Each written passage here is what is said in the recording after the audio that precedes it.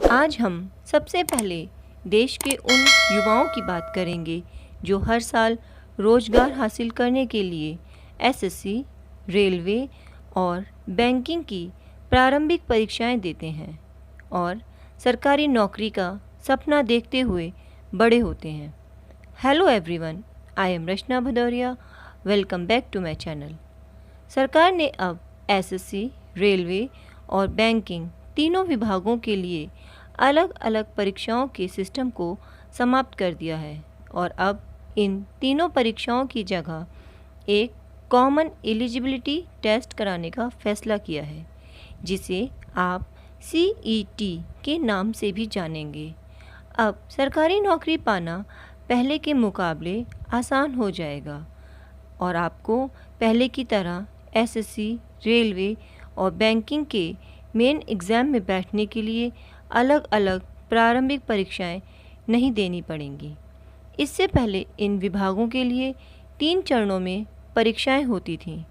सबसे पहले प्रारंभिक परीक्षा, उसके बाद मेन एग्ज़ाम और लास्ट में इंटरव्यू होता था, जिसके जरिए किसी भी कैंडिडेट का सिलेक्शन किया जाता था। सरकार ने CET एग्ज़ाम कराने के लिए नेशनल रिक्रूटमेंट एजेंसी के गठन को मंजूरी दे दी है।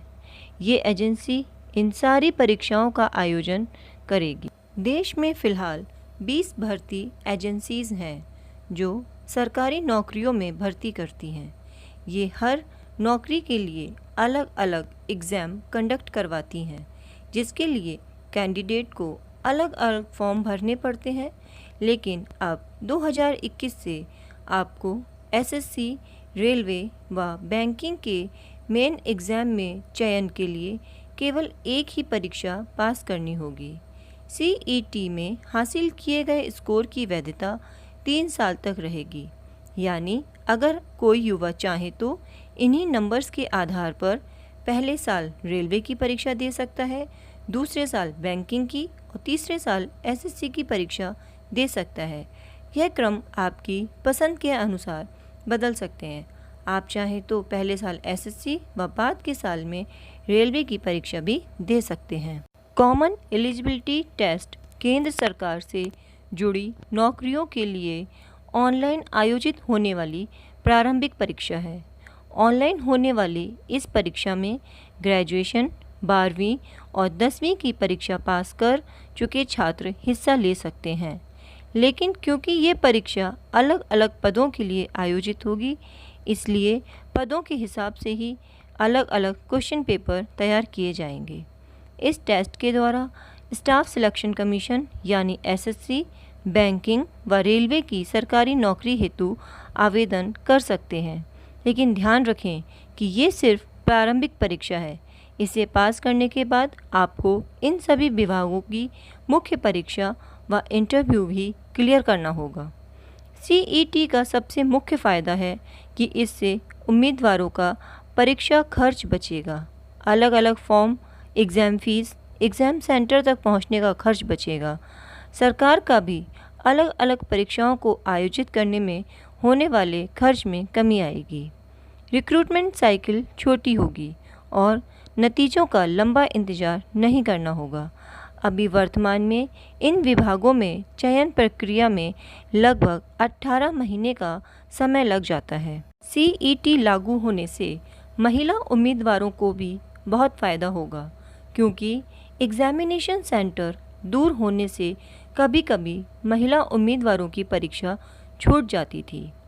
ट्रेन और बसेस से परीक्षा केंद्र तक जाने वाले छात्रों को भी फ़ायदा होगा, क्योंकि आपने देखा ही होगा कि किसी भी परीक्षा के लिए जाते हुए उम्मीदवारों को बहुत सी मुश्किलों का सामना करना पड़ता था।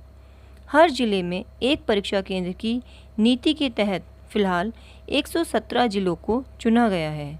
CET परीक्षा पूरी तरह कंप्यूटराइज्ड होगी, यानी इसमें धांधली की गुंजाइश नहीं रहेगी। CET के लिए एक ही पाठ्यक्रम होगा, लेकिन अलग अलग पदों के हिसाब से उम्मीदवारों से पूछे जाने वाले सवालों का स्तर भी अलग अलग होगा। जितनी बड़ी नौकरी होगी, स्तर उतना ही ऊंचा होगा।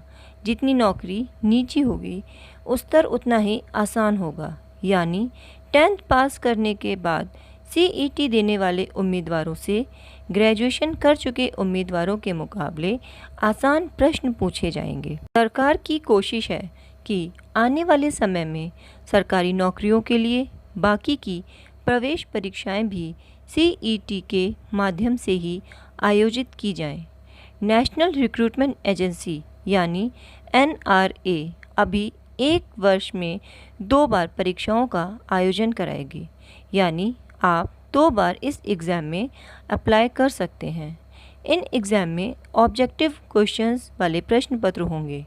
पहले क्वेश्चन पेपर सिर्फ हिंदी और इंग्लिश में होते थे, लेकिन नई पॉलिसी के तहत युवाओं को 12 भाषाओं में प्रश्न पत्र हल करने का विकल्प उपलब्ध कराया जाएगा।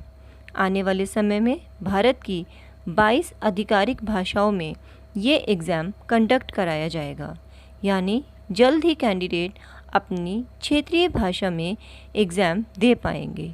सूचना और प्रसारण मंत्री श्री प्रकाश जावड़ेकर ने भारत सरकार के इस फैसले की जानकारी देते हुए इस निर्णय को युवाओं के लिए फ़ायदेमंद बताया है। इसका सबसे बड़ा फ़ायदा यह है कि एक ही बार आपको एग्ज़ामिनेशन फ़ीस देनी होगी। इससे छात्रों का पैसा और समय दोनों बचेंगे और अलग अलग परीक्षाओं के तनाव से भी आप बचेंगे। सरकारी नौकरी पाने के लिए CET एग्ज़ाम की क्या भूमिका रहेगी, इसके बारे में मैंने आज की वीडियो में सरल भाषा में समझाने का प्रयास किया है। वीडियो को लाइक करें व इस तरह की इन्फॉर्मेशनल वीडियोस के लिए चैनल को सब्सक्राइब ज़रूर करें। यदि आप भी किसी परीक्षा की तैयारी कर रहे हैं या आपके परिवार में कोई ऐसी परीक्षा की तैयारी कर रहा है तो उसके साथ ये वीडियो ज़रूर शेयर करें। जय हिंद, जय भारत।